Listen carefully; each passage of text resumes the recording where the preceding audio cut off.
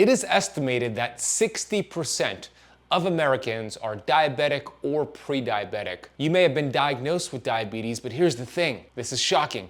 Most people are walking around with diabetes and pre-diabetes and they have no idea. In this lesson, I'm going to share with you 9 nighttime symptoms that are all related to pre-diabetes and diabetes.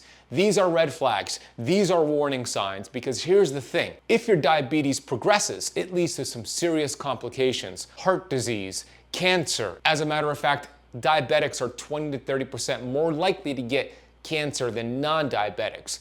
Kidney failure, amputations, strokes, and a lot of complications. The sad truth is that most people don't even die from diabetes. They die from all the other complications I just mentioned. So make sure you pay attention to these symptoms, do something about it. Towards the end of the video, I'll give you the best strategy to reverse diabetes and reverse these symptoms for good. Let's start with the first nighttime symptom. That's going to be frequent urination at night, called nocturia. When blood sugar levels become excessively high, the kidneys are unable to reabsorb the glucose. The glucose spills over into the urine, a condition known as 𝙎𝙬𝘽𝙎𝘾. The excess glucose draws water with it into the urine. This is called osmotic diuresis, leading to an increase in urine production. As a result, people with diabetes or prediabetes may experience polyuria, excessive urination, which often leads to nighttime urination or nocturia. Nocturia significantly impacts sleep patterns. Constantly waking up during the night to urinate not only disrupts sleep, but also can lead to fatigue and decreased quality of life. Research suggests that nocturia can also impact the body's ability to regulate blood glucose levels, since the sleep deprivation can impair glucose metabolism and insulin sensitivity, further complicating blood sugar control. A study published in Diabetes Care found a strong connection and correlation between nocturia and the presence of diabetes. Researchers identified that individuals with diabetes, especially those with poorly controlled blood glucose levels, were more likely to experience nocturia. They concluded that nocturia may be one of the early signs of undiagnosed diabetes. A study in Sleep Medicine Reviews highlighted how nocturia disrupts sleep architecture and can worsen metabolic health in people with diabetes. Frequent nighttime awakenings due to nocturia led to fragmented sleep, increasing the risk of insulin resistance and higher blood sugar levels that following day. Research published in the Diabetes Research and Clinical Practice investigated the relationship between hyperglycemia, high blood sugar levels, nocturia, and glycemic control. The study found that people with poor glycemic control had more frequent episodes of nocturia compared to those who had better controlled diabetes. Nocturia has been linked to an increased risk of developing cardiovascular disease in individuals with diabetes. The American Journal of Nephrology discussed how persistent nocturia, often associated with chronic hyperglycemia, can lead to kidney damage. This is called diabetic nephropathy, which in turn perpetuates nocturia, leading to a vicious cycle. That is the first symptom. The second symptom is increased thirst. In people with diabetes, when blood sugar levels are too high, the kidneys work to filter the excess glucose from the blood. However, as glucose is lost in the urine, this creates osmotic pressure, drawing water out of the bloodstream and into the urine. The resulting dehydration triggers the body's thirst mechanisms as an attempt to restore proper fluid levels. This feedback loop can cause an intense feeling of thirst that is difficult to quench, especially if blood sugar levels remain high. A study published in the Journal of Clinical Endocrinology and Metabolism explored the relationship between blood sugar control and thirst in individuals with diabetes. It found that people with poorly controlled blood sugar experience greater thirst and fluid intake than those with well-managed diabetes. The researchers suggested that hyperglycemia itself might desensitize the body's normal thirst regulation, making people more prone to feeling thirsty, especially at night. Research also looked at how chronic hyperglycemia and osmotic diuresis affects kidney function and thirst regulation. The study concluded that people with long-standing diabetes might experience changes in kidney function that further impair the body's ability to concentrate urine. This exacerbates both thirst and urination. Another study done by the Diabetes Care highlighted that people with diabetes are at higher risk of dehydration due to fluid loss from polyuria. Persistent dehydration can lead to electrolyte imbalances and further complicate the management of blood sugar levels. Like frequent urination, increased thirst can disturb sleep. Some individuals wake up in the night feeling parched, which is often due to their body's attempt to counteract dehydration from osmotic diuresis. This nighttime thirst can lead to disrupted sleep patterns, which further complicates blood sugar management. A 2015 study in diabetes research and clinical practice found that the intensity of thirst was directly proportional to the severity of hyperglycemia. As blood sugar levels increased, so did reports of thirst among these participants. This particularly was noticeable in newly diagnosed diabetics, where individuals had not yet begun treatment to control blood sugar levels. This has long-term impacts on your health. Over time, chronic hyperglycemia and dehydration may impair kidney function, leading to further thirst-related issues. A study published in Nephrology, Dialysis, Transplantation discussed how high blood sugar levels cause kidney damage, impairing their ability to filter properly and further aggravating thirst. The third nighttime symptom is restless leg syndrome. Restless leg syndrome, RLS, is a neurological disorder characterized by an irresistible urge to move the legs, often accompanied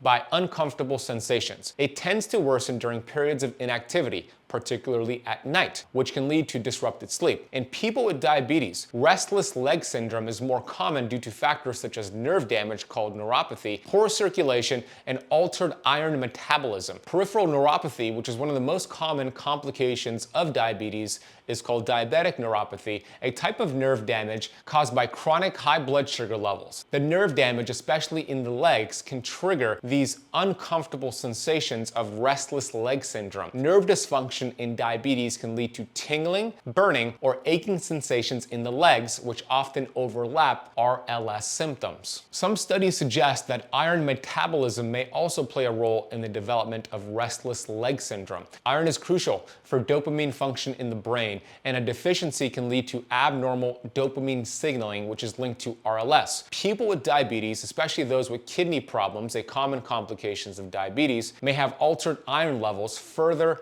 complicating RLS symptoms. We know that diabetes can lead to poor circulation, which damages the blood vessels. Reduced blood flow, particularly in the legs, can aggravate symptoms of restless leg syndrome. People with diabetes often experience issues with blood circulation, contributing to discomfort and sensation of having to move your legs at night. We know that chronic inflammation, which is often present with people with diabetes, may also contribute to the development of RLS. Inflammation affects the nerve function and can heighten sensitivity to stimuli, making the symptoms of RLS more pronounced. A 2013 study published in Diabetes Care investigated the prevalence of restless leg syndrome in people with type 2 diabetes and found significantly higher occurrence of RLS symptoms in those with diabetes compared to the general population. The study highlighted that diabetic neuropathy is a major contributing factor. It states that people with poor glycemic control were more likely to experience restless leg syndrome symptoms, suggesting that elevated blood sugar levels may exacerbate nerve damage and consequently cause RLS. Research in sleep medicine explored the link between RLS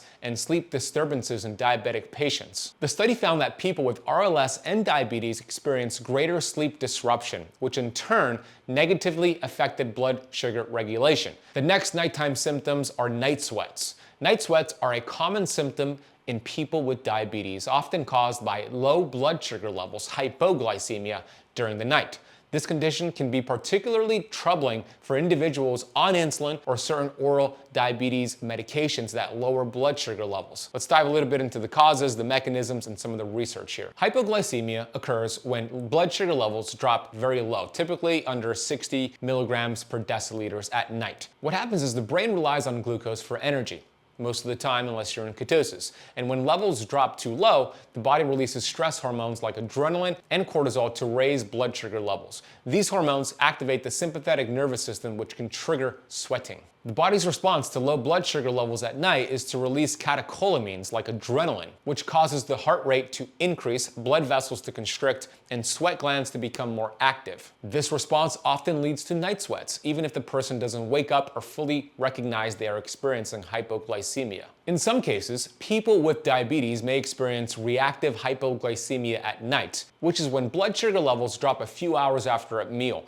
especially if the meal was high in carbohydrates. This delayed drop can also trigger night sweats. Another thing to consider are medications. People with diabetes who take insulin or sulfonylureas, which are blood sugar reducing meds, are prone to hypoglycemia and consequently night sweats. These medications lower blood sugar levels and can cause significant drops overnight if not carefully monitored. A study published in Diabetes Care highlighted that nocturnal hypoglycemia is more common than often recognized, especially in individuals on intensive insulin therapy. The study found that many people with type 1 and type 2 diabetes experienced asymptomatic hypoglycemia at night, with night sweats being one of the main indicators of these low blood sugar level episodes. People with long-standing diabetes or those who experience frequent hypoglycemia may develop hypoglycemia unawareness, where usual symptoms of low blood sugar levels like shakiness and sweating are blunted. However, night sweats can still occur,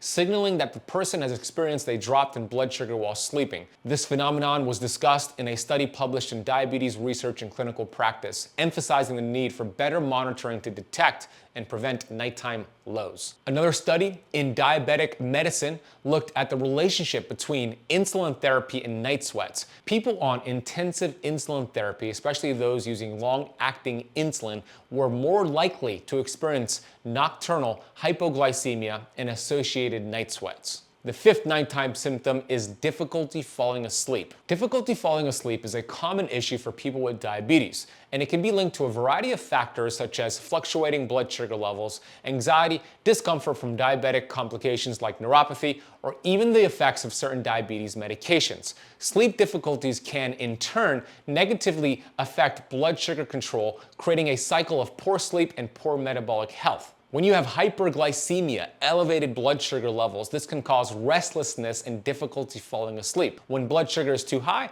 the body may feel uncomfortable due to dehydration, frequent urination, or general unease. This can make it hard to relax and drift off into bed. On the other hand, we have the hypoglycemia, the steep drop in blood sugar levels. This can cause symptoms such as shakiness, hunger, anxiety, and heart palpitations, which can also prevent sleep onset. Diabetic neuropathy, which is nerve pain, a common complication of diabetes, can make it difficult to fall asleep due to tingling, burning, or aching sensations, particularly the feet and legs, and this usually happens at nighttime when you are at rest. Diabetes can also impact the balance of hormones such as melatonin, the hormone responsible for regulating sleep-wake cycles. Research has shown that people with type 2 diabetes have lower levels of melatonin, which can disrupt circadian rhythms and make it more difficult to fall asleep. Additionally, the hormone cortisol, the stress hormone, may be elevated in individuals with diabetes, especially if blood sugar levels are not well controlled. And we know high levels of cortisol can impact your ability to relax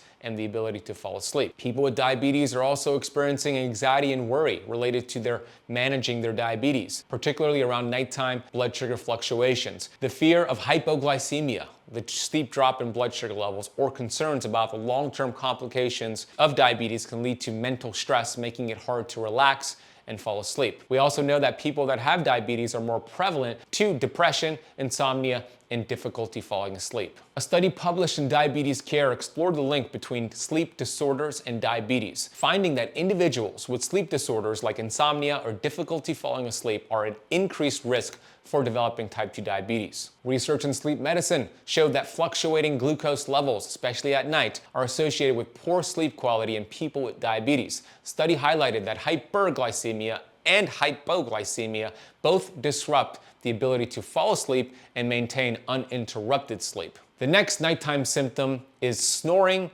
and obstructive sleep apnea. These are common issues among people with diabetes, particularly those with type 2 diabetes. Sleep apnea occurs when the upper airways become blocked during sleeping, causing brief pauses in breathing. This can lead to poor sleep quality, excessive daytime fatigue, and worsened blood sugar control. Snoring, while not always linked to sleep apnea, is a common symptom and can be a sign of disrupted breathing during sleep. Let's discuss obstructive sleep apnea a little bit more here. This is a condition in which the airways become partially or completely blocked during sleep. The blockages causes breathing to stop for periods of time, often followed by a gasping or choking sound as the person resumes breathing. These episodes can occur dozens of times per hour, severely disrupting sleep. Being overweight or obese is a major factor for both diabetes and obstructive sleep apnea. Excessive fat, particularly the fat around your neck and upper airway, can contribute to airway obstruction during sleep. In people with diabetes, weight gain and obesity are common, which can increase the risk of developing sleep apnea. Chronic inflammation is also present with people with diabetes and sleep apnea. In people with obstructed sleep apnea, frequent drops in oxygen levels during sleep can trigger an inflammatory response, which worsens insulin resistance and may contribute to the progression of the diabetes. There's also something called autonomic neuropathy. A common complication of long-term diabetes can affect the muscles involved in breathing and airway control, making obstructive sleep apnea more likely. Damage due to the autonomic nervous system can impair the body's ability to keep the airway open during sleep, contributing to obstructive breathing episodes. A study published in Diabetes Care found that OSA, obstructed sleep apnea, is highly prevalent in people with type 2 diabetes. The study found that people with poorly controlled blood sugar were more likely to experience severe sleep apnea. It also highlighted that many individuals with diabetes may have undiagnosed sleep apnea, which can contribute to poor diabetes management and increased cardiovascular risk. The next nighttime symptom you want to pay attention to is numbness or tingling, called neuropathy. We spoke a little bit about it earlier. Let's dive deeper into it right now. Numbness or tingling, commonly referred to as diabetic neuropathy, is one of the most frequent complications of diabetes. Diabetic neuropathy occurs due to prolonged high blood sugar levels, which can damage nerves throughout the body, particularly in the extremities. This leads to sensations such as numbness, tingling, burning, or pain. These symptoms are typically manifesting in the feet and hands and are more noticeable at night, interfering with sleep. There are different types of diabetic neuropathy, each affecting different parts of the body. The most common is peripheral neuropathy, which affects the nerves of the extremities. Other forms include autonomic neuropathy, which we spoke about earlier, focal neuropathy affecting specific nerves, and proximal neuropathy affecting nerves in the thighs, hips, and buttocks. When you have elevated levels of blood sugar, this could damage small blood vessels called the capillaries that supply nutrients and oxygen to the nerves, leading to nerve injury. This nerve damage interferes with normal transmissions of signals between the brain, the spinal cord, and peripheral nerves, leading to sensations of numbness and tingling. Hyperglycemia also causes an accumulation of sorbitol, a sugar alcohol, in nerve cells, which further damages nerve fibers. Hyperglycemia increases the production of free radicals, leading to oxidative stress that can damage nerve cells. Diabetes can also lead to poor blood circulation due to damage to blood vessels, a condition called microvascular disease. Reduced blood flow to nerves, particularly in the hands and feet, deprives them of necessary nutrients and oxygen, leading to nerve damage, and then eventually numbness and tingling sensations. A study published in Diabetes Care found that diabetic neuropathy affects up to 50% of people with diabetes, particularly those who have had diabetes for a longer duration or those who have poor glycemic control. Research in Lancet Neurology demonstrated that tight glycemic control can significantly reduce the risk of developing diabetic neuropathy. The next nighttime symptom are headaches. Headaches are common with people with diabetes, often due to fluctuating blood sugar levels. Both high blood sugar levels, hyperglycemia, or low blood sugar levels, hypoglycemia, can trigger headaches and cause other complications related to diabetes, such as dehydration, we spoke about that, hypertension, which is high blood pressure, and the side effects of medications. When blood sugar levels become too high, it can cause dehydration in the body. We spoke about that because the body is trying to eliminate the excess glucose through urination. This leads to a loss of fluids and electrolytes, resulting in a headache. High blood sugar levels can cause inflammation and affect blood flow to the brain, contributing to the development of headaches as well. A study published in Headache, the Journal of Head and Face Pain, explored the relationship between blood sugar fluctuations and headache occurrence. It found that both hyperglycemia and hypoglycemia are significant triggers for headaches in people with diabetes, with headaches often being one of the first signs of unstable blood sugar levels. Research in Diabetes Care found that people with hypertension, high blood pressure, and diabetes are more likely to experience frequent headaches compared to people with diabetes but with normal blood pressure. Another study from the Journal of Clinical Endocrinology and Metabolism examined how nocturnal hypoglycemia in people with type 1 diabetes led to early morning headaches. The researchers found that people with diabetes often wake up with headaches due to low blood sugar levels during the night, particularly when insulin doses or bedtime snacks are not properly managed. And the next nighttime symptom to pay attention to is blurry vision. Blurry vision is a common symptom in people with diabetes and can often be related to fluctuations in blood sugar levels. Diabetes can affect the eyes in several ways, leading to both temporary changes in vision due to hyperglycemia and long-term complications such as diabetic retinopathy. Here's how this works. Elevated blood sugar levels cause the lens of the eye wall to swell, leading to blurry vision. When blood glucose is high, the concentration of glucose in the aqueous humor, the fluid in the eye, also increases. This leads to osmotic swelling of the lens, which changes its shape and ability to focus light properly. As a result, vision becomes blurry. Diabetic retinopathy is a complication of diabetes that affects the blood vessels in the retina, the light-sensitive tissue at the back of the eye. Over time, high blood sugar levels can damage these tiny blood vessels, causing them to leak or become blocked, which can lead to blurry vision. There's also a condition called diabetic macular edema, DME. This occurs when fluid accumulates in the macula, the part of the retina responsible for central vision. This buildup of fluid causes the macula to swell, leading to blurry vision and difficulty seeing fine details. Macular edema is a common condition and complication of diabetic retinopathy and can significantly impair vision if it's not treated. Cataracts or clouding around the eye's lens are more common with people with diabetes. Elevated blood sugar levels accelerate the breakdown of protein, causing it to become cloudy and leading to blurry vision. Glaucoma is another eye condition that can develop in people with diabetes. It occurs when pressure inside the eye, the intraocular pressure, becomes too high, damaging the optic nerve. In early stages, glaucoma can cause blurry vision or loss of peripheral vision. If left untreated, glaucoma can lead to permanent vision loss. A study published in Diabetes Care examined the relationship between blood glucose levels and vision changes. It found that hyperglycemia causes temporary swelling of the eye lens, leading to blurry vision that typically resolves once blood sugar levels return to normal. Research in ophthalmology found that the diabetic retinopathy affects more than 1/3 of people with diabetes. The study emphasized that the risk of retinopathy increases with the duration of diabetes and poor glycemic control. Now that you understand the 9 most common nighttime symptoms for those with diabetes, let's get into some of the most common questions I get asked when I discuss this topic. The first question is, how do you even test for diabetes? Maybe you have not been diagnosed, but you're listening to this podcast or watching this YouTube video and you have a lot of these symptoms and you might be thinking, do I have diabetes and I don't even know it? Here is the way to test. One method is consistently testing your fasting blood sugar levels. You can do this 2 ways: with a continuous glucose monitor, which is a device that you attach typically behind your arm, the tricep area, that sits there for 14 days and it gives you your blood sugar readings, or a machine that pricks blood from your finger, you put it into the machine and it gives you a reading. Either way is fine, but here's how you know if you have diabetes. A healthy optimal range of your fasting blood sugar levels, meaning before you eat a meal, is between 60 and 90 milligrams per deciliters. If your fasting glucose is consistently between 100 and 125 milligrams per deciliters, that is a sign of pre-diabetes. If your fasting glucose is at 126 milligrams per deciliters or higher, that is considered diabetes.